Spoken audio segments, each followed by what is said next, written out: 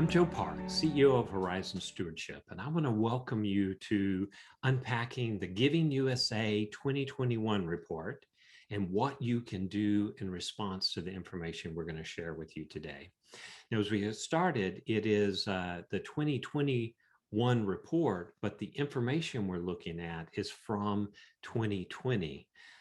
We'll talk a little bit about more toward the end of the program about some updated giving data that we'll be publishing next week. Joining me today is Christine Miller. Christine is Executive Vice President and one of the partners at Horizons. She and I have both been in this work for over 20 years, and we're excited to be sharing this with you today. Want to call your attention to our Horizons website. That's horizons.net. The slides that you're going to see today, along with a summary of recommendations, are going to be placed in Giving 365, which is our on-demand resource library. You can access that at using the upper right button that you see circled there. You're going to get a link that will take you there by Monday of next week. Then you'll be able to go ahead, download the recording, download the slides, and the summary page. Also in Giving 365 are hundreds of resources, blogs, videos, ebooks that are available to you at any point for no cost. So please, as you go in there and you download this information, look around and avail yourself of those resources. So we're going to begin today by looking at the brand new giving data that came from Giving USA. Now, Giving USA information, they've been putting this out for, since the 50s. But it's being produced by the Lilly Family School of Philanthropy. It really is the primary source of giving for those of us who work in the philanthropy field. It is the most comprehensive of the reports, and so we're excited to bring this data to you today. There's a lot of good news if you're looking at giving on the surface. Last year, there was $471 billion given to charity. You can see that if you're looking at the graph, you can see that that's a record number. It's up 5.1% in 2020 over 2019. 2019 was up about 4.7% from the previous year. So over the last 2 years, giving has increased by about 10%. Now, what I want to call your attention to right now is the dotted lines. That is current giving. We're going to come back to the bars, but this is the dotted line that shows that giving has increased in all but 3 years of the last 40 years. Now, those are current dollars, actual dollars. So giving as a whole has been increasing. Now, I was doing a presentation last week at the Church Network conference, and we had a room full of business administrators, primarily from large churches. And so I asked the question, if giving has gone up by 10% over the last 2 years, how many of you have experienced a 10% increase in your giving? And there were actually very few hands that were raised in the group. So we're going to talk a little bit about why, if giving is going up, why so many of us in the church world are not seeing that level of increase in giving. So I'm going to take a moment and just share with you the sources of contributions. As we think about that, for $471 billion, where does that come from? Well, 69% comes from individuals. And churches, that is our primary source of giving. We rarely get money from corporations. Bequests are a place where we also see but churches only get about 13% of bequests on average, somewhere between 10 and 15% in a particular year, even though we get a much larger share of actual giving. So while that is a source of revenue, it's not something that churches do well, and it certainly takes intentionality to succeed in that. Also want to show you that 14% foundations. We're going to circle back around to that and talk quite a bit about that giving and its impact on the total as we walk through these slides. Here is where giving, who received the giving. There are 10 categories, 10 major categories that are tracked in this report. And you can see that religion received the largest share, 28%. So that's more of the good news on top. Below that, 15% to education, and we're swinging back around. I want to point out to the gifts to grant-making foundations. Of that $50 billion, about 22 of it was given to the foundations, but not distributed.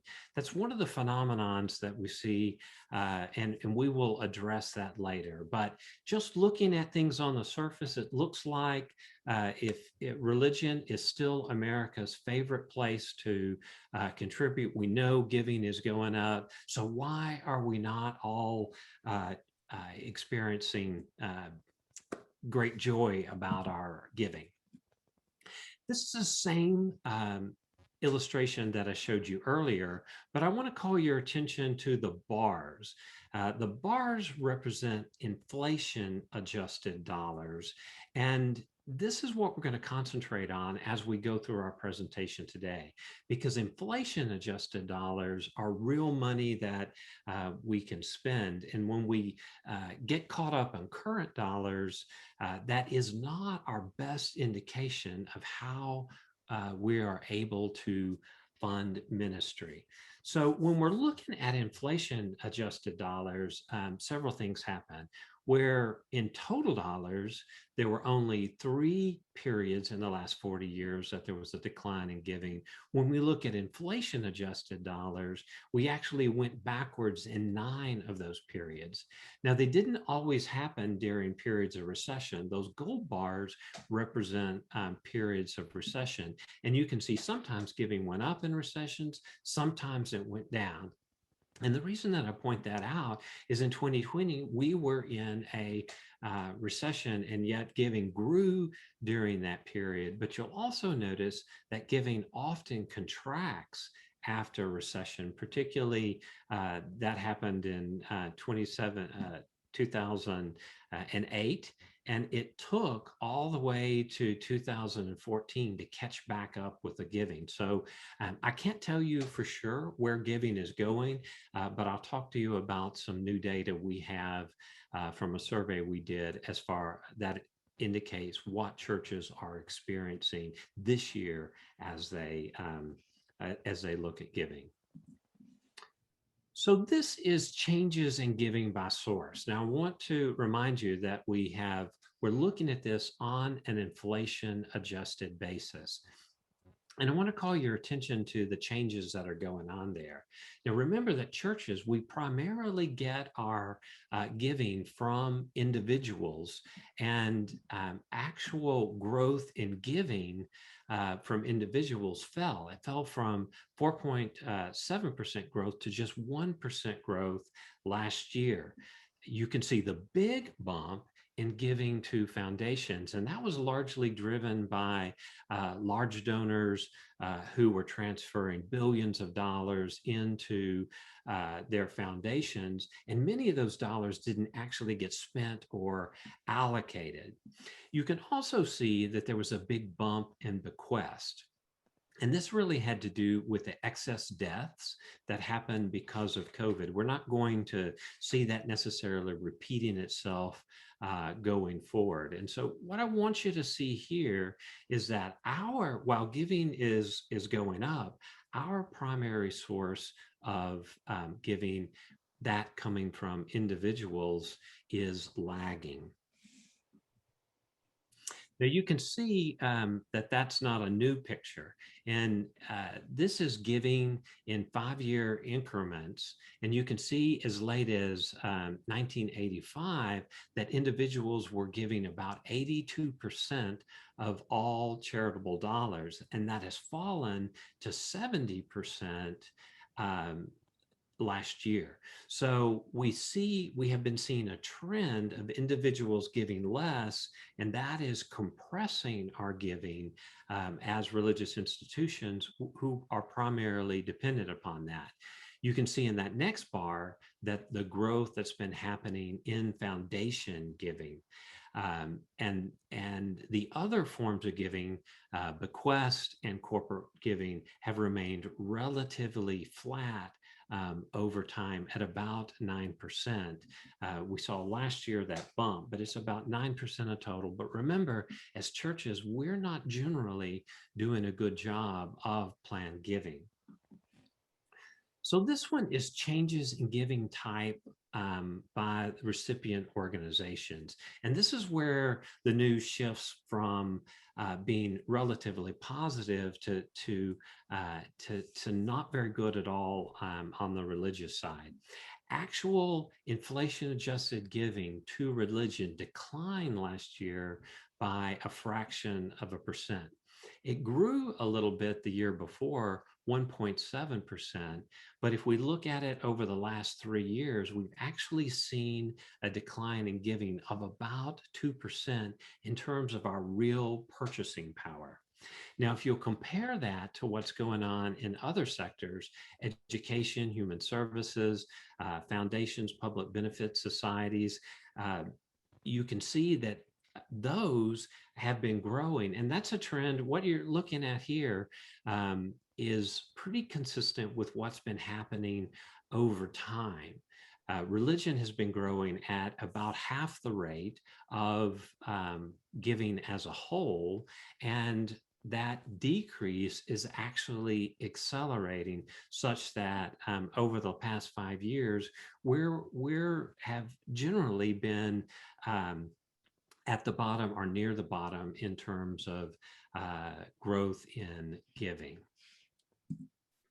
So looking at this picture, just inflation adjusted dollars versus current dollars, this is that same chart that I showed you earlier. And if you look at the inflation adjusted dollars, you can see that really giving has been relatively flat over the last 40 years. We've been seeing about a 2.9% annual increase in inflation adjusted giving to religion, which is primarily made up of churches. Compare that to 5.1% that the rest of the giving sectors have been receiving. And you can see that we are in a recession. We are in a contraction in terms of what's happening toward religious giving. Yes, it's grown 37% over 40 years, which is great, but we're losing our ability to fund ministry, particularly in the last 5 to 7 years. So here we are in looking at giving spans, giving periods, 5-year giving periods. And I want to call your attention to the very bottom.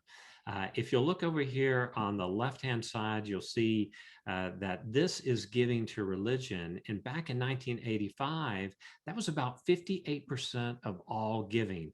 You can see the decline that we have been experiencing as a percentage of total giving, and that's accelerated all the way to 29%. So if you think about it like this, over the last 40 years, we have lost about half of our potential total giving because we have not competed for those dollars in ways that have captivated the minds of our donors and potential donors.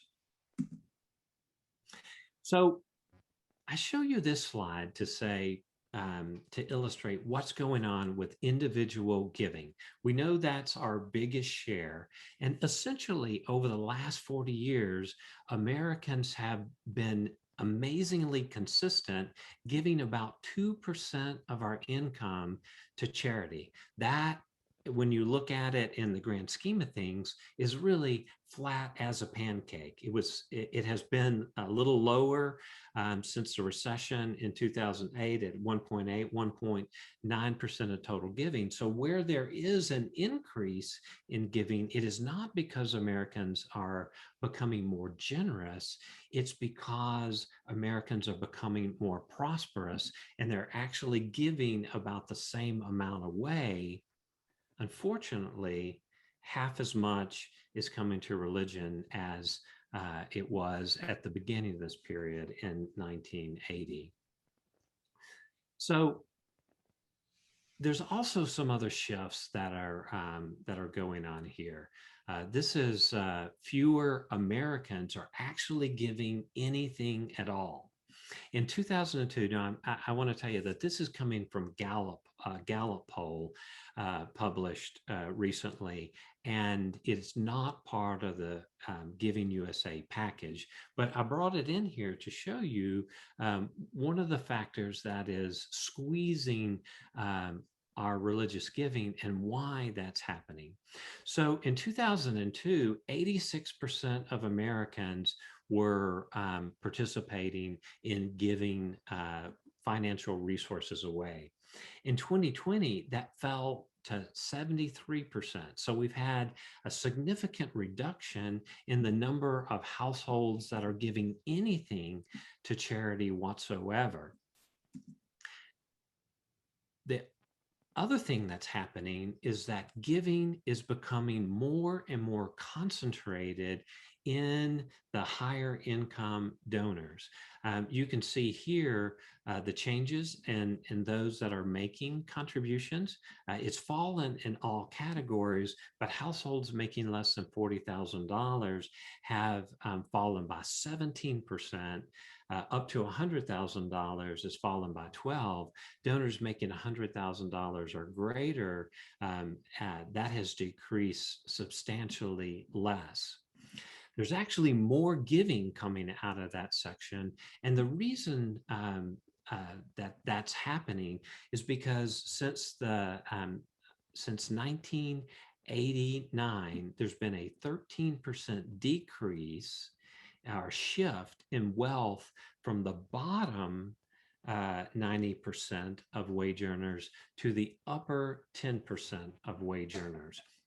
So over the last 10 years, the upper 10% has been growing in both income and wealth. And that has shifted in the last several years. Two things have impacted it. The changes in the tax laws, estate laws that came about, I think, in around 2012, and the tax changes that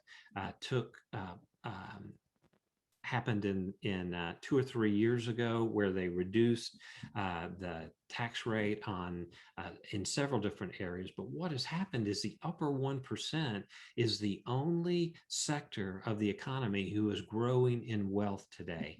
So this is important for you if you to know who is in your congregation. If you have a congregation made up of upper 10% wage earners, those are usually households that are making about $120,000 or greater, or upper 1%. Those are households that are making around $250,000 or greater. Those are just rounded numbers because they're easier to remember. Then your potential has actually been increasing. But if you have a more blue collar congregation, there's a squeeze on because that sector of the population has a lower percentage of wealth and is also participating in giving at lower levels. This is a slide that I stuck in there that just illustrates the difference in giving. This specifically was about COVID relief efforts, but you can see that, or I can tell you that is consistent with other forms of giving. Those that make more money give more money. And the difference between $100,000 or greater in income, there's more than twice as many of those who intend to make contributions as those in households under 40. That also correlates very well with education. Postgraduates give the most, and college graduates in some college and down the line. So again, as you're thinking about who makes up your congregation, it gives you a picture of what their giving patterns are. Now we know that you can change people's giving patterns, but if you are not employing best practices, this is what's happening. You're just riding the curve downward unless you happen to be in one of those top income brackets. I want to show you this one because it really speaks to wealth and untapped wealth. This is charitable giving compared to the Standard and Poor's stock index. The goal line is the Standard and Poor's, which, by the way, happened to set an all-time high again today. You can see that there's wealth increasing substantially over the last 5 years for people who hold stock, but giving is not keeping up with that. And so this sector who hold stock are getting wealthier, but we're not really tapping into that. This is important when you're talking about high capacity donors, particularly when you're looking at special giving and capital giving. There's a lot of stored capacity that has not yet been accessed. Last thing I want to point out to you is that we've got additional competition in the nonprofit world. Many of these nonprofits that you see illustrated here, 1.3 million of them are faith-based nonprofits. So consistently, as we do donor research, as we talk to donors in churches, we hear more and more people talking about, yes, I tithe, and I give part of my tithe to faith-based nonprofits. I give some of it to churches. And among the best donors in the church, over the last 5 years, we've been seeing a rapid decline in the percentage of what they give away coming to the local church. And that's a big concern. If you happen to have the higher capacity folks, yes, they have more income to give. Yes, they are being very generous, but they're giving less and less of it to the local church. So we're going to transition to talking about what you can do about that. But before I do, I want to invite Christine to make some observations about the patterns in giving that we've just discussed through these slides. Christine? Oh, thanks, Joe. For those of you that are still on the line and haven't run from the room, this is a bit of a scary report. It's not substantially different than previous years, but there's some definite causes for concern in what Joe just presented. The number of donors declining, continuing declining, giving to religious organizations. We've lost a huge market share for the whole philanthropic pie. This last slide, increasing number of 501c3s that compete for those charitable dollars, and just an overall increase in complexity of the philanthropic landscape. Donors, those donors who have stuck with it, as Joe said, tend to be the more highly educated and have greater capacity, but they're also very savvy. And so churches really need to work to raise their game in order to increase their potential for attracting those charitable dollars. So a great overview, but the good news is that there are things that can be done that can help you to win back some of that charitable pie. And we're going to talk about those now. So a couple of years ago, Horizons began really looking at the work that we do with churches and faith-based nonprofits and asked ourselves, what are the fundamental aspects of the work that we do? In other words, if we stripped away all the tactics and all of those things, what's the essence of the work that we do and what has the greatest impact for our clients? And so we arrived at these 5 disciplines, and we're going to go through them each individually. But it's important to keep in mind all 5 of these disciplines that all center around vision as you think about the strategies you can deploy in your church. So vision is at the heart of every ministry and generosity initiative. A clear understanding of your identity and how God is calling you to express it in your part of the world will keep you poised and ready to grow generosity. Many churches struggle with understanding their particular unique call to ministry in their service area. And if you're struggling with that, we partner with the Unstuck group to help churches to get unstuck and to really move forward in mission and ministry. So it's a great organization to work with. But based on the Giving USA data that we've just looked at, it is clear that donors, more than ever, want to support God-sized visions, and they want to help transform the world. And the church is just the right place for that to happen. So let's look at the first one. We love this quote from Lovett Weems: never talk about people's money apart from their discipleship, and never talk about the church's money apart from its mission. Those are really, really key and important to keep in mind as we think about how to keep it spiritual. Keeping it spiritual is foundational to every generosity initiative, whether it's capital, annual, planned giving, or special offerings. It's a key aspect that separates us from our secular nonprofit brothers and sisters. So keep this in mind as you're developing your generosity strategies, that we as a church consider generosity as primarily about a relationship with God. How and what we choose to contribute to the church says something about our relationship with God and our gratitude to the one who gave us all of those gifts. So make sure that whatever you do in terms of generosity initiatives, that you invite God into that process and continue to build disciples for Christ. I want you to just take note too, in each of these different 5 disciplines, you'll see a few items kind of called out there. And you can find each of those in the Giving 365 resource that Joe mentioned earlier. So as you go online, you can search for those titles and find additional information about how to keep it spiritual and the other disciplines that we're going to talk about. A Spirituality of Fundraising is a book that my colleagues and I recommend all the time. It's a brilliant book written by Henry Nouwen. There is a sequel to it that also includes a workbook.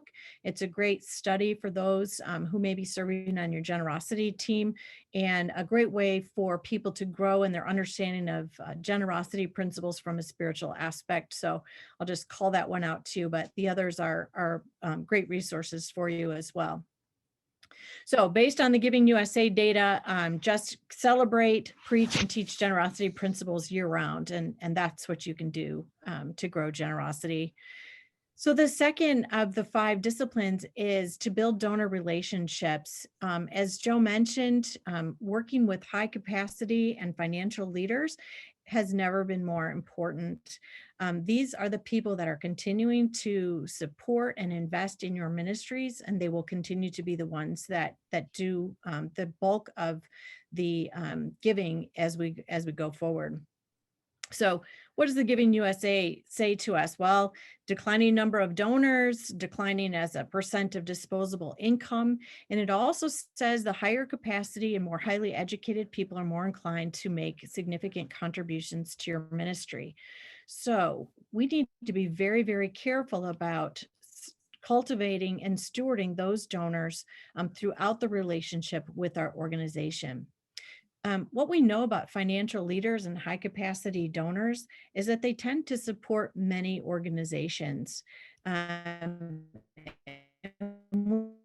We said this to our clients that in your church, and so we need to be sure to make a case for including generosity in all our communication to our financial leaders.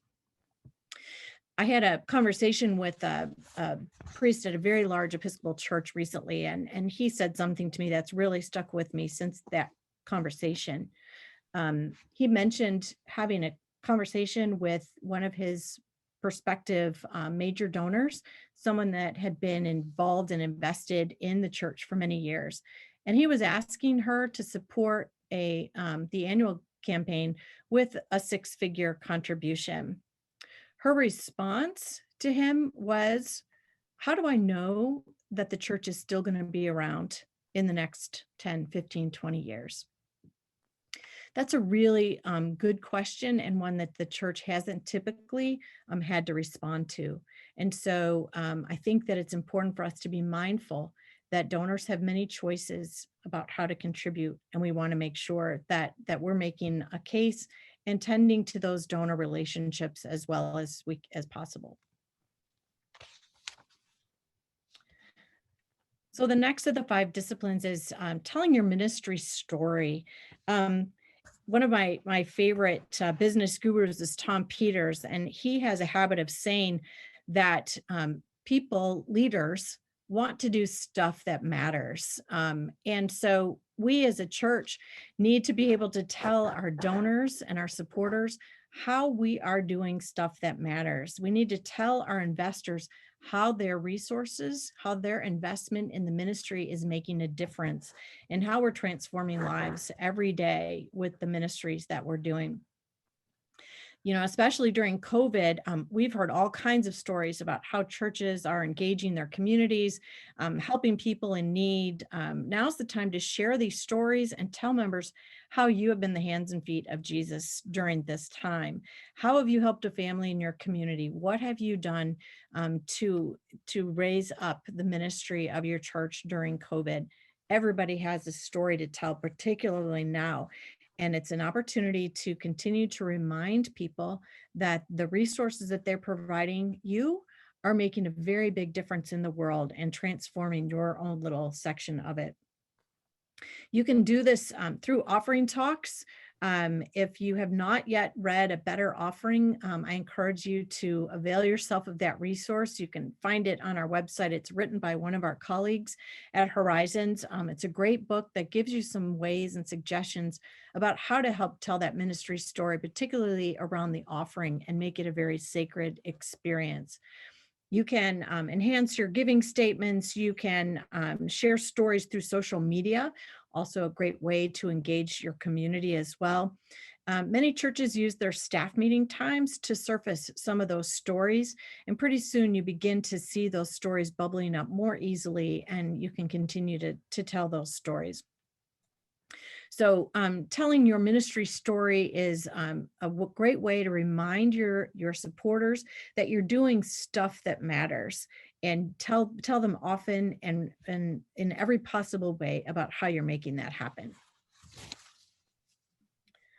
So the next of the 5 disciplines is making the ask.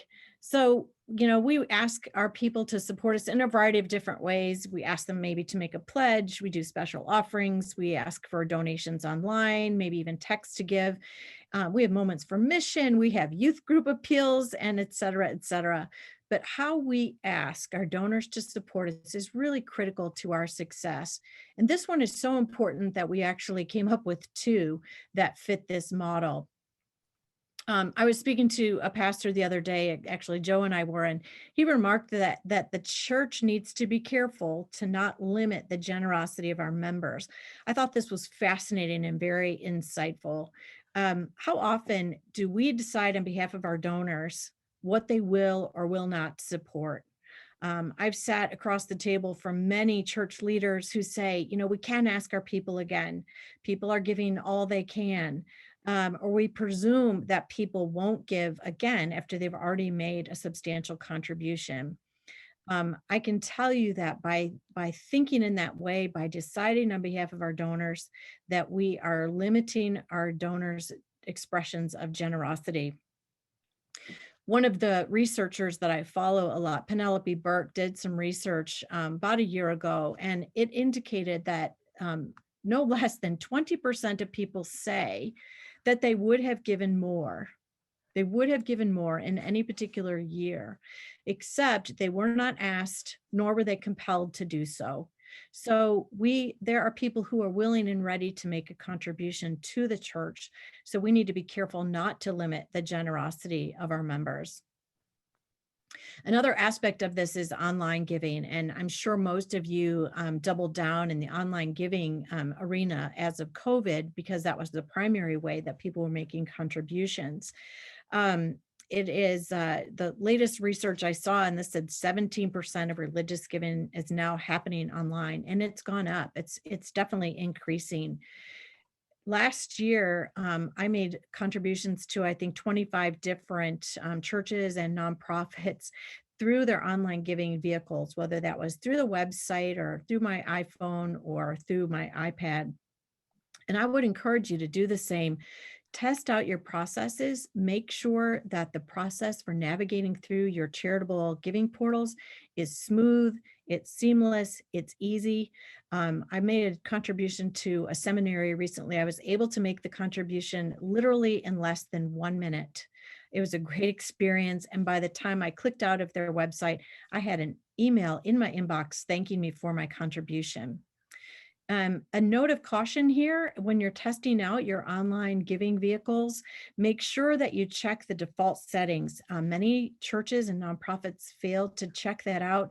And sometimes people get a thank you for your purchase, or worse yet, thank you for making this transaction. We are in the business of transformation, not transaction. So make sure that you're checking your your online giving, to make sure that you're facilitating that donor process and thanking them appropriately. So last but not least is measuring effectiveness. We need to make sure that we're connecting with our donors and understanding how they're moving along that discipleship path. Donor analytics, which I'm going to ask Joe to talk about here in just a second, is just one way to identify the capacity of your current members and to see if you are perhaps underestimating some of your donors, or perhaps overestimating some of your donors and what they might be able to contribute. And looking at financial dashboards, because of the competition for donors, it's really important that we are retaining the donors that we have and engaging the donors on a deeper level, again, moving them along that discipleship path. So, Joe, you want to say a bit about kind of donor analytics and the importance of that? I do. Horizons has something we call Horizons Analytics, and it involves a variety of different software tools that can help you as a church better understand what's happening and better identify potential donors. One of those is a capacity, propensity, and interest assessment that allows us to use public data from the church to identify high capacity donors within the church. It allows you to look at where giving is in regard to people's capacity. And that, especially if you're working with high income donors that are over $100,000, this is a critical tool that we encourage you to have conversation about using, determine if this is right for you and your church. The other is donor analytics software. We resell two different products, Mortarstone and Tools for Church. We do training and onboarding for that, so you can actually purchase that through Horizons. And what we found is most church management software systems don't provide you enough information in a helpful way to tell what's going on at the individual donor level. So it's incredibly important that you segment your approaches and you know what's going on under the surface. So, for instance, if you use a donor analytic software like Mortarstone, our tools for church, one, it creates your dashboards for you. They happen right automatically. It's pulling information from your church management software. You just press a button, print, and there's your financial dashboards. So you can present to your leadership teams, to your finance teams, to your generosity and stewardship teams as much information about giving as they get right now on expenses. If you think about it, typically finance teams are looking at just a few lines describing giving, but all kinds of information about expenses. Well, that is available for every church to be able to actually look at that data. And you don't have to present names. In fact, we don't recommend in our report you present names, but you can look at the categories, you can look at the numbers, and they'll be able to tell the story without identifying names. So I encourage you, if you haven't checked it out, to give us a call and let us have a conversation with you about what the potential is. Be happy to do a demonstration of all of what I've just talked about. The other piece of just that financial dashboards is just the strategies that can emerge from knowing that information. As we talked about earlier, with the declining number of donors, it's so essential that when someone gives a contribution to the church for the first time, basically saying, I want to be in relationship with you, that there is an adequate and appropriate response from the church reciprocating that, saying, we want to be in relationship with you too. And so using financial dashboards is a great way to identify first-time donors, maybe donors that are coming out of being lapsed donors that maybe are coming back after COVID and saying, hey, I really want to be a part of this ministry again. And so there's some really wonderful strategies that you can use to deepen the engagement of those people with your ministry and get them more engaged and involved in giving, and therefore in the ministry and life of the church. We're going to sign off now. I want to remind you that you'll be getting a link to these slides and this recording and a summary document that'll arrive to you on Monday or before Monday of next week. Feel free to share that. I hope you'll avail yourself of the resources in Giving 365, and you won't hesitate to reach out to us here at Horizons if you've got any questions about what we've talked about today, what's in Giving 365, or maybe you're looking for something in Giving 365 and can't find it. Christine, anything you'd like to say before we say goodbye? No, I just appreciate everyone's time this morning, this afternoon, wherever you are, and look forward to hearing any questions or comments that y'all have. So thanks for joining us.